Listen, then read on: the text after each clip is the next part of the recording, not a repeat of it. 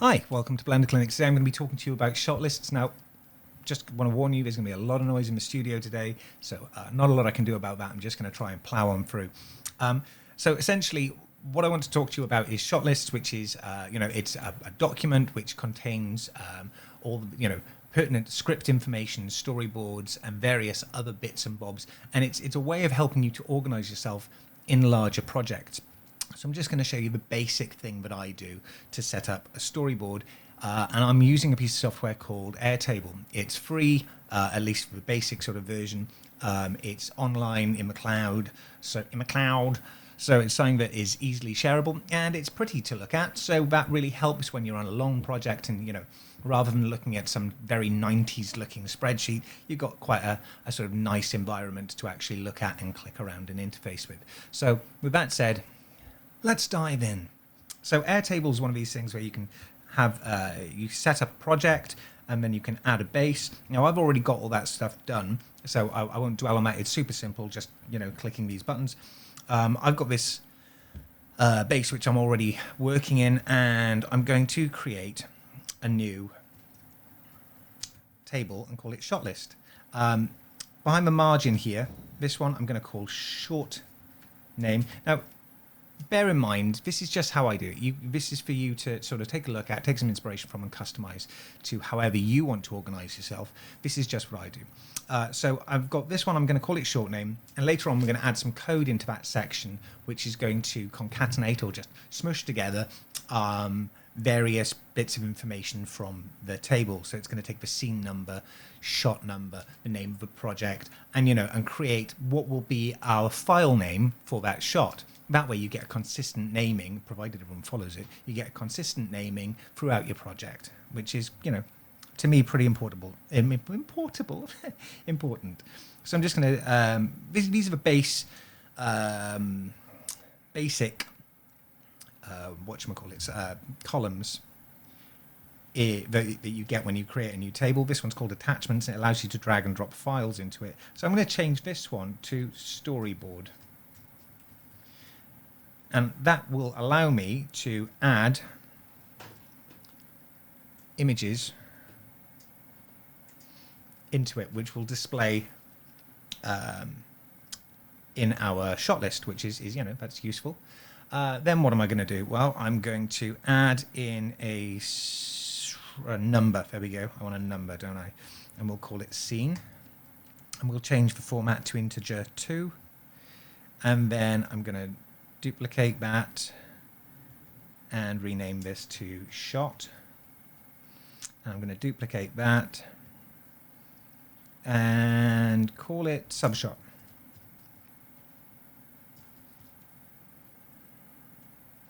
Okay, I'll just shrink those down. We don't really need to see them, but we'll call this scene 1, shot 1, and SUBSHOT 0. The SUBSHOT allows us to add in shots later on. So if you realize you need an additional shot between shot 1 and 2, but you don't want to renumber the whole database, you just call it SUBSHOT 5, so it's like a 0.5, and it allows us to add in those shots fairly easily. Now I should probably have the scene shot running from like 1,000 or whatever, but do something like that. But you can organize that however you like. There's good practice and bad practice, and I'm just trying to rush on through this. I'm going to change this note one, this is a field type of long text, so it's not just a single line, and we're going to change this to action, and this will contain the action. Didn't want a hashtag in there, or £. So we can change how this displays as well, can't we? It's been a while since I've used this, which is why I thought it will change the row height to tall.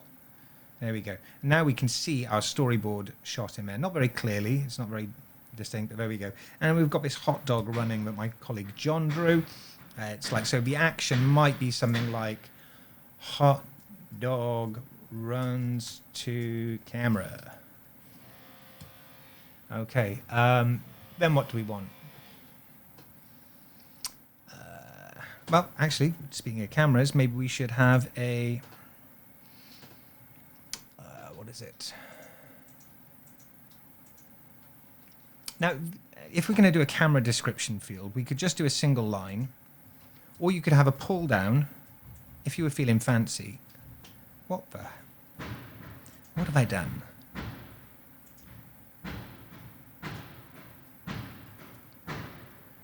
There's no that lovely sound of industry outside my door. So you could have a single line of text, or you could have a pull-down menu with various types of camera shot in there. We'll call this a medium wide. Excellent. And let's organize ourselves a bit better. Scene shot, subshot.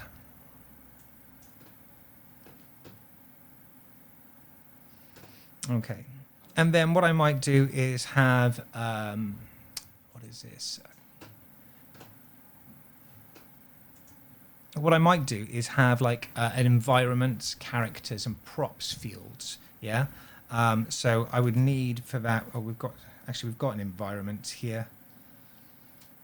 So let's rename this sets. And what we'll do is link to another record, sets.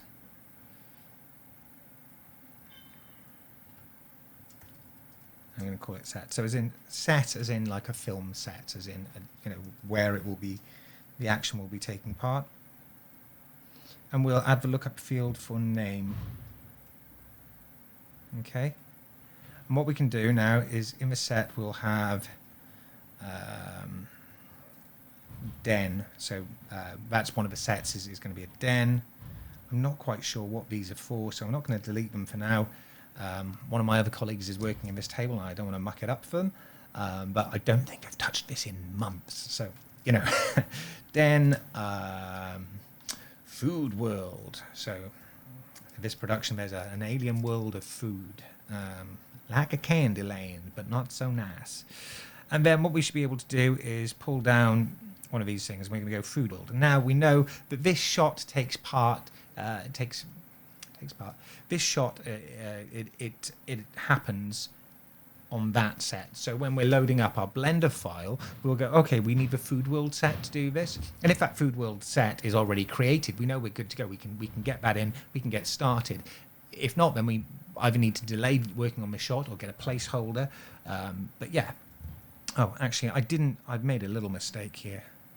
I didn't need this field. I didn't need when I created the linked set. I didn't need to actually add the name field in there, but we could pull further information from that if we wanted to in that manner. As I said, it's been a while since I've used this. Apologize profusely. And what we're going to do is have a link to another record, and we've got characters.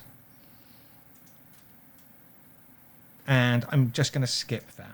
We don't need to do that. Who have we got in here? We've got Aaron, we've got Al, we've got a bubble monster, we've got food monster. Okay, we've got a food monster.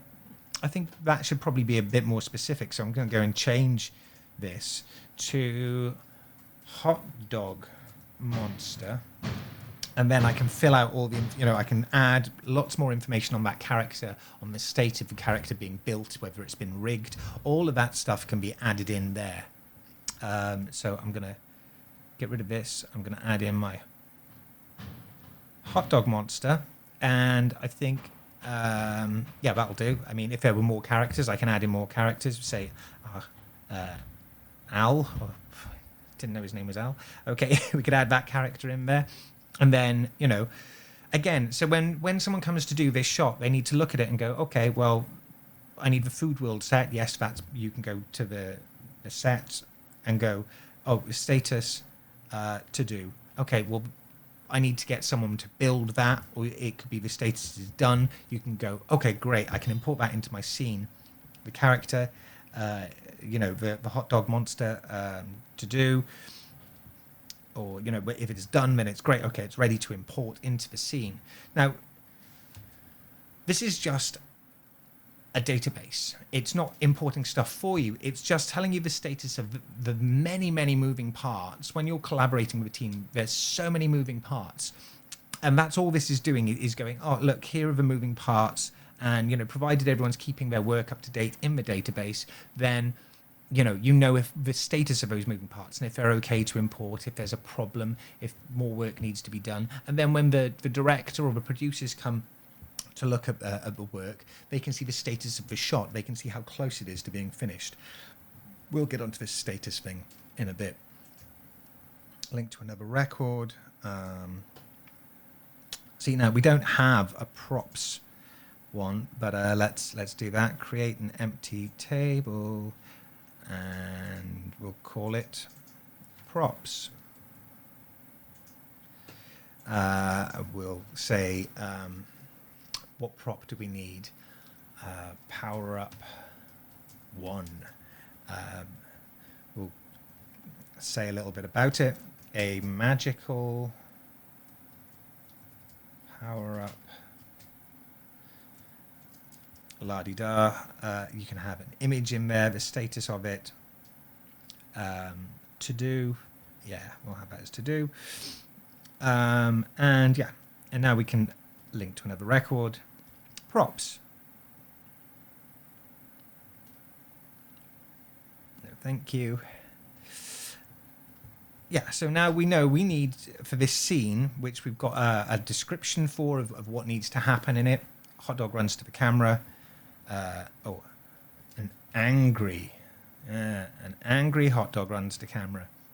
Right, so now we know the shot, the scene, the shot, subshot. We know what the layout's supposed to look like.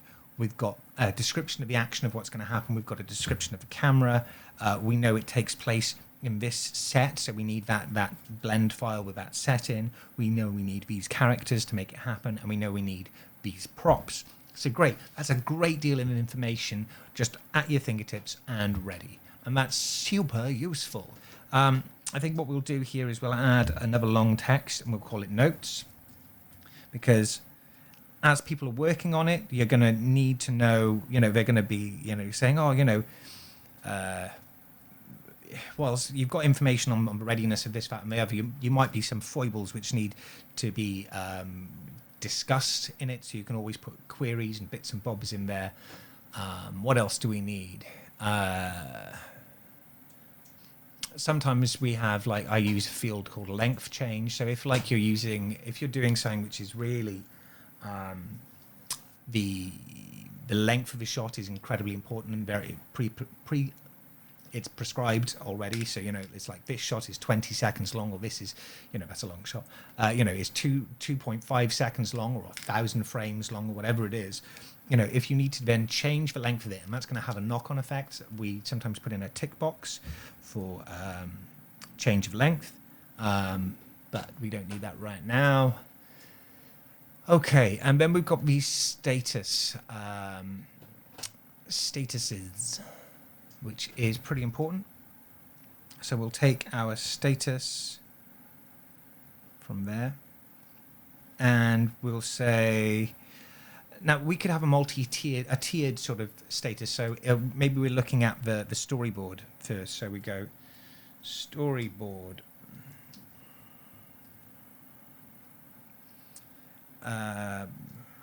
Yeah, okay, we've already got a storyboard. So let's call it animation. And this, it was already set up as a single select, and we have already set up these options of what we want. So we've got to do, and we've colored it red. In progress, done. And then let's add another one here, and we'll call it issue, because stuff goes wrong. And so now we've got, and I've changed the color there, and save.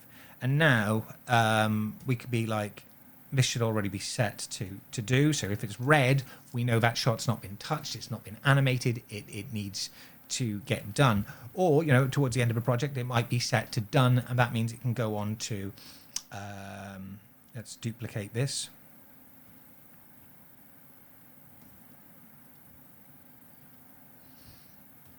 Duplicate field, and I'm going to call this render.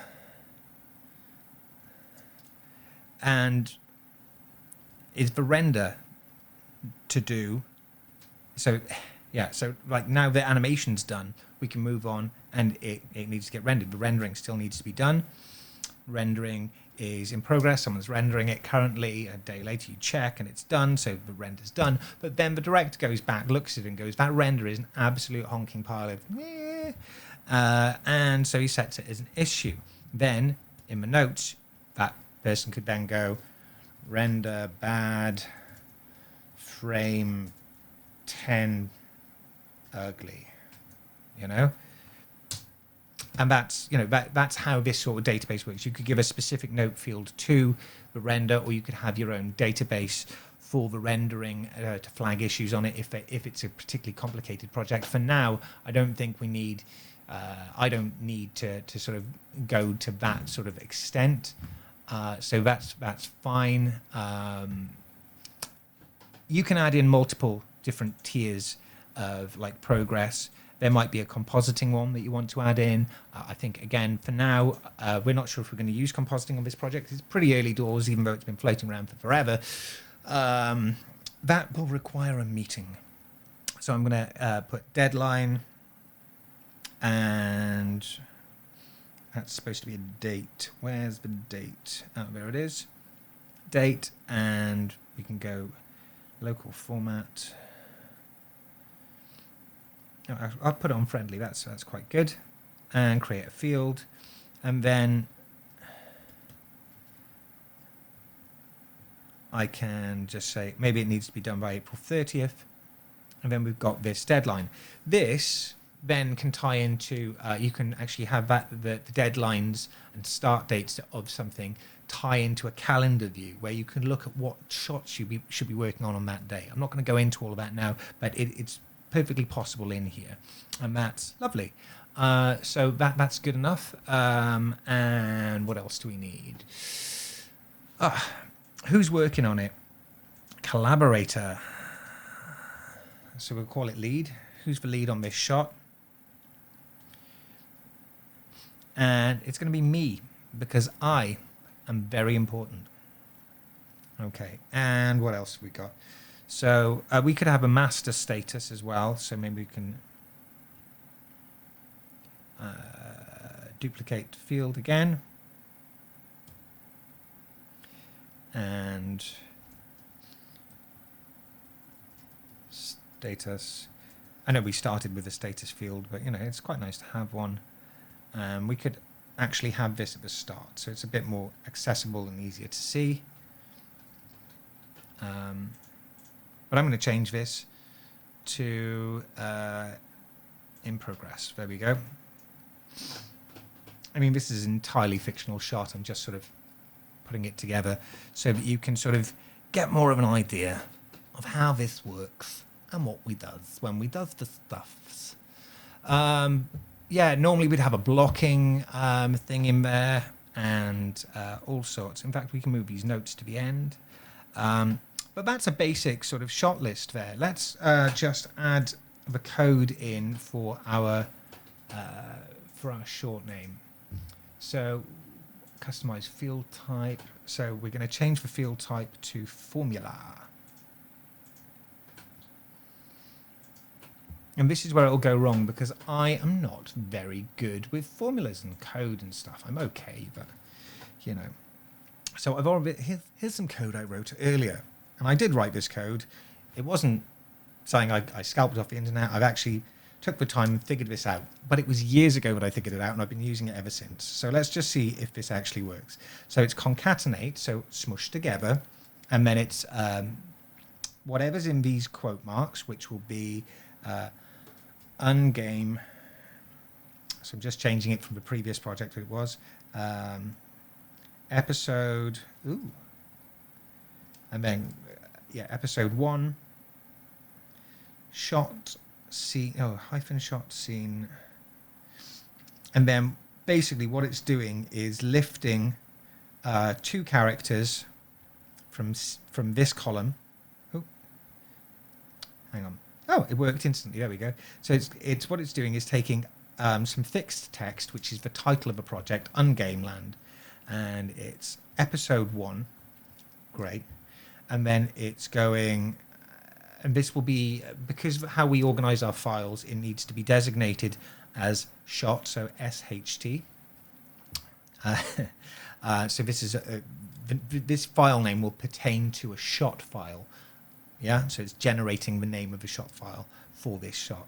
It's SHT hyphen scene 1. It's pulling the data from here. Shot 1. No, sorry, scene 1 shot 0010. And now let's see what happens if we change some of these pieces of information. So I can change that to 12, and this changes to 12. I can change this to 3, and this changes to 30. And then we change the subshot to 6, 36. So you see how this works. So basically we're starting out at shot 1 is now shot 10. You know, if we set this back, shot 1 actually becomes, the file name becomes shot 10, which gives us some leeway to put 9 more shots, or, you know, including zeros, 10 more shots, you know, some shots before it without breaking our naming convention, and shots between it and shot 2 without breaking our naming convention. So that's the idea. Yeah, does that make sense? I hope it makes sense. So we've got shot 1. So actually, this is quite useful, is I'm going to fill down with this. There we go, that's filling downwards. Let's add more stuff in here. We can, yeah, I'm just going to fill this scene down, so it's all going to be scene 1. We don't need to worry about that so much. Well, until it moves to scene 2. Okay, that one moves to scene 2. And then that's shot 1, shot 2, shot 3, shot 4, shot 5. And again, I'm going to pull this thing to fill downwards. Yeah, so that's shot 1, scene 1, shot 1 to 5, and the subshot is 0, and then it goes to scene 2, shot 1, and subshot of 0. And you can see how that sort of propagates out. And also it adds a dot blend to the end, because the file that we're going to be using for the shot is a Blender file, so dot blend. So that, now I've got the information I need to start working on a shot. I can basically go in and take my short name, copy it, and I can go into Blender. Oh, we've already got a blend thing open. New instance of Blender. Opening on the wrong window, as it always does. I know how to fix it. I just am too lazy. And what we could do is, like, this is going to be the file. I can go save as and just paste that in there. And that is the correct file name. And then, provided I store it in the right folder, the next person to come along and need to work on it is going to know where to find it. They're going to know what it's called. And they can maybe do the importing of all the boring stuff and import all the environments and bits and bobs into there for me, link them all in.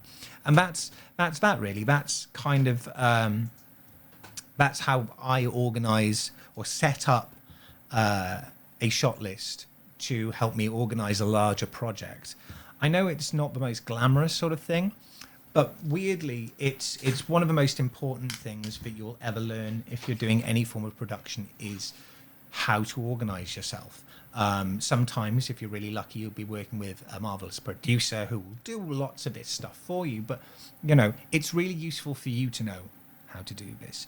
In fact, I years and years ago, I had a series of tutorial DVDs by Gareth Edwards, the chap who went on to do Rogue One and Godzilla. He did a tutorial series on, like, how he created a historical thing about Romans for the BBC. And he was like, it was a massive project, and how do you make a huge project in a limited time frame with limited money? And his main thing, the main thing that I learned from it, in fact, probably the only thing that I actually really took home from it, I didn't bother with any of the techniques of particle instancing and all that. What I took home from it was how he used the database.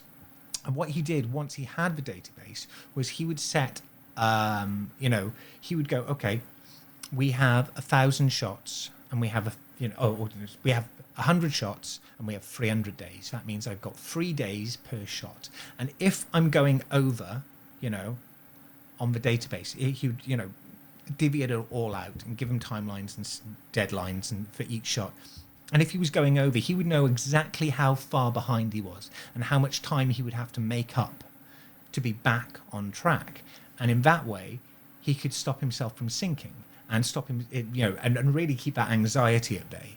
And I think that's the most important thing about it, is it's really good for your headspace to go, I've got this project, but I'm on track. Or I'm behind and I need to make up some hours. Or I need to get some help in before I fail the client and the client sues me, or whatever is, you know, your predicament. But yeah, it's boring. It's boring setting this stuff up. I get it, but it's so important. And Blender has its own systems for doing this. If you subscribe to the Blender Cloud, it has Flamenco and all these other things. I've dabbled in them. I haven't really got to grips with them. I found at the moment this Airtable system works really, really well for me. Because as you saw, it's relatively quick to set up. It's quite powerful. And I haven't needed more features than this provides. There's also Tangent Animation doing an incredible piece of software called Loop. But I mean, I know that the Loop software that they're doing, that they use in-house, I know that when it's been ported out to other studios to use it, because you can pay to use it, that it does come with its own technical issues and so on. And this is simple. And I like that, because so much of what we do isn't. And I don't want a database that breaks and it links to files and does all these advanced lovely things, but it breaks, or it doesn't quite work the way you'd expect it to, or it bugs something out. And management systems are a nightmare. This is like that much above having a piece of clipboard and a pen, but it's enough for me for now. And this is a great way to get started and really familiarize yourself with these systems before you move on to something grandiose and amazing like Tangent's Loop, or Flamenco, or Shotgun, or any of those systems that many of the bigger studios use. Anyway, that's enough waffle from me. Hopefully this didn't send you to sleep, or maybe you have trouble sleeping and it did, and in that case I'll take credit for that. Hopefully it was clear enough to help you get started, give you a push on your way, and and again, hopefully it's something that you'll use, because trust me,